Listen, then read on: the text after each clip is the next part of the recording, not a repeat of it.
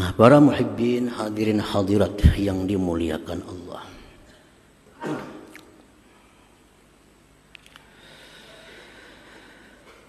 Al-mu'min bismillahil jabbar, kalau sudah kita beriman dengan nama Allah Al-Jabbar, kita sudah percaya bahwa Allah itu maha memaksakan kehendak. Ada kawadilawani artinya. Bukti-bukti menunjukkan bahwa kehendak manusia kadada berdaya apa-apa kalau sudah bertentangan dengan kehendaknya Allah. Nah, kalau kita sudah beriman bahwa Allah itu Al-Jabbar, maha memaksakan kehendak, nah bagaimana sikap perilaku orang yang beriman kepada Al-Jabbar itu?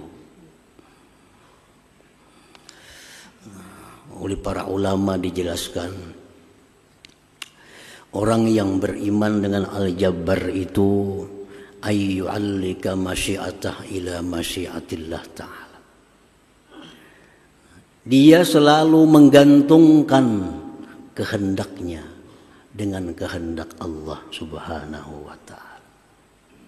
Selalu digantungkan, selalu diikat kehendaknya, rencananya dengan kehendak Allah Subhanahu wa ta'ala. Jadi bahasa kitanya itu insya Allah. Tidak ada satu kehendak pun yang terlepas daripada insya Allah. Jam saanu kena kita berangkat insya Allah. Artinya apa? Jam saanu kita berangkat jika sesuai kehendak Allah. Soalnya kalau kada sesuai kehendak Allah, kada jadi berangkat. Hutang kena ku bayari hari Ahad depan insya Allah. Insya Allah. Jadi bila orang itu insya Allah, ini orang beriman nih, orang beriman Al-Jabbar nih. Kalau dia insya Allah, bayar hutang tuh kena hari Ahad. Jadi kita mesti percaya dengan orang yang mengucapkan kalimat insya Allah itu. Lebih percaya dari orang yang berpasti-pasti. Berpasti. Bayarlah hutang ke hari Ahad, pasti jangan percaya. Jangan percaya. Justru yang insya Allah itu yang kita yakin. Yang insya Allah itu yang kita yakin. Kalau pasti, oh ini sudah kali yakin lagi kita. Karena orang ini sudah melangkahi Al-Jabbar yang maha memaksakan kehendaknya. Rasulullah SAW diajarkan oleh Allah Subhanahu wa ta'ala, wala taqul syai'in inni fa'ilun dzalika ghadan. Jangan kau berkata bagi sesuatu bahwa besok aku lakukan. Illa ayyasha Allah, kecuali jika Allah menghendaki. Hadirin hadirat yang dimuliakan Allah. Dalam asar kudusi pun disebutkan Allah berfirman, anta turid wa ana urid. Fa idza sallamta li fi ma urid kafaituka fi ma turid. Wa illam tusallim li fi ma urid at'abtuka fi ma turid thumma la yakunu illa fi ma urid. Ujar Tuhan, engkau berkehendak isuk hendak ke pasar, isuk hendak ke situ kemari, engkau berkehendak. Wa ana urid, aku pun berkehendak juga. Apabila engkau serahkan bagiku pada sesuatu yang aku kehendaki, aku cukupkan engkau pada sesuatu yang kamu kehendaki itu. Artinya bila kita serahkan kehendak kita ini kepada kehendak Allah, Allah kabulkan, Allah luluskan, Allah mudahkan apa kehendak kita itu. Tetapi jika engkau tidak menyerahkan kepadaku pada apa yang aku kehendaki, engkau bersusah payah untuk mencapai yang kamu kehendaki, kemudian tidak akan terjadi melainkan aku yang menghendakinya. Nah, jadi ini semacam petunjuk kepada kita bahwa apabila kita merencanakan sesuatu, Nah, kita kaitkan dengan insya Allah, itu tanda keberhasilan. Tanda, walaupun kita bicara dalam hati, walaupun surangan dalam hati nih, isuk kita nih hendak ke pasar, imbak ke pasar kena isuk hendak ke sini, hendak ke situ, ke sini. Nah, sambung insya Allah. Kada perlu ada orang. Dalam hati pun waktu kita merancang sesuatu, akhiri dengan insya Allah. Itu akan dimudahkan oleh Allah Subhanahu wa taala. Apa yang kita rancang itu dimudahkan oleh Allah.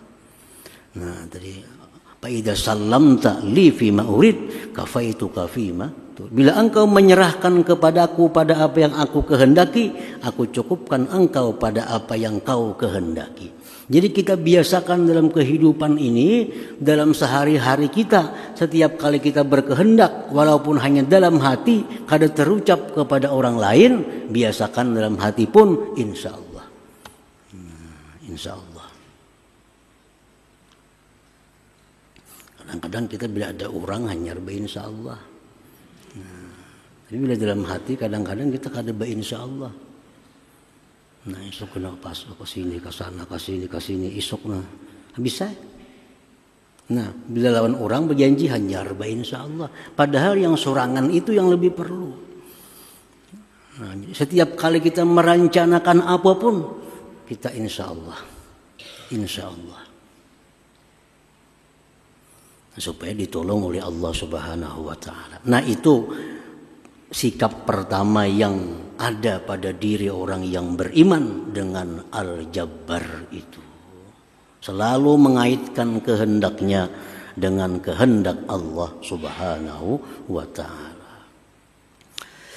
Kemudian yang kedua, wa ayyakuna jabbaran ala nafsihi al-ammarah bi fi'lil khairat hatta sarat mutmainnah.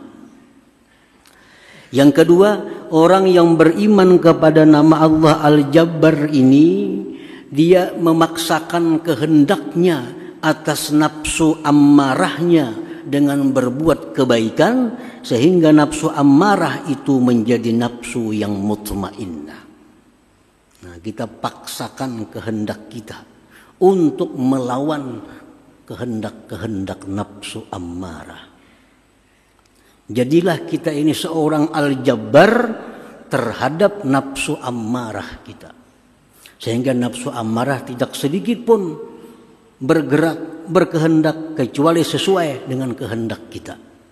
Nah, ini sudah Al-Jabbar.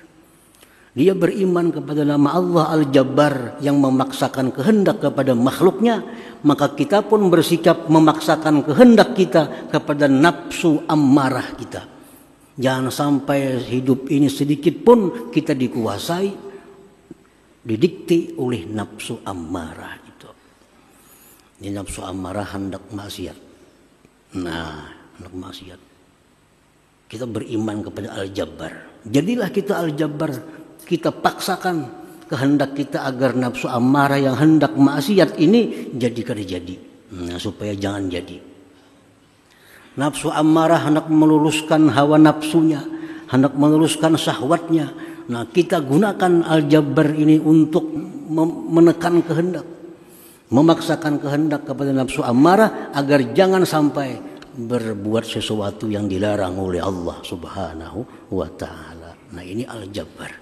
Jadi orang yang beriman kepada Al-Jabbar itu orang yang bisa menaklukkan nafsu ammarah yang ada pada dirinya. Selalu dia paksa nafsu ammarahnya sampai akhirnya menjadi nafsu mutmainnah, nafsu yang tenang yang diridhai oleh Allah Subhanahu wa taala. Kalau kada dipaksa kada kawa.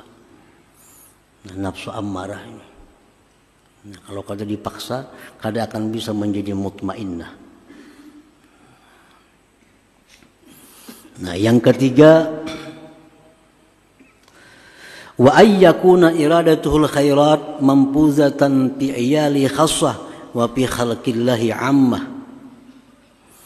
Yang ketiga, orang yang beriman kepada Al-Jabbar ini bahwa kehendaknya yang baik itu lulus terlaksana, terutama kepada anak istrinya, keluarganya. Jadi orang beriman kepada Al-Jabbar ini, apa-apa yang kehendaknya yang baik itu selalu bisa meluluskan kepada keluarganya, terutama anak istrinya. Ini menghendaki anaknya supaya sembahyang, sembahyang. Nah anaknya mau kada maunya sembahyang. Nah, ini menghendaki bahwa bininya ini harus jadi orang yang bagus. Nah dia paksakan kehendaknya agar bininya jadi orang yang bagus. Nah itu bukti keimanan kepada Al-Jabbar tadi. Nah jadi setidak-tidaknya ada 3 sikap perilaku kalau kita beriman kepada nama Allah Al-Jabbar yang maha memaksakan kehendak itu. 1, kita gantungkan kehendak kita kepada kehendak Allah. Artinya jangan lupa apapun yang kita angankan, yang kita rencanakan, yang kita atur mesti dikaitkan dengan insya Allah. Yang kedua, kita mesti bisa memaksakan kehendak kita kepada nafsu amarah agar dia menjadi nafsu yang mutmainnah. Yang ketiga, sikap orang yang beriman kepada Al-Jabbar, apa-apa kehendaknya yang baik dalam keluarganya itu terlaksana. Apa-apa tujuan baik terhadap anaknya, istrinya terlaksana, kada akan gagal. Nah, demikian cara, bagaimana cara supaya kehendaknya yang baik terhadap bininya, anaknya terjadi, jangan sampai gagal. Nah 3 sikap itu didapat oleh orang yang sudah beriman kepada nama Allah Al-Jabbar itu.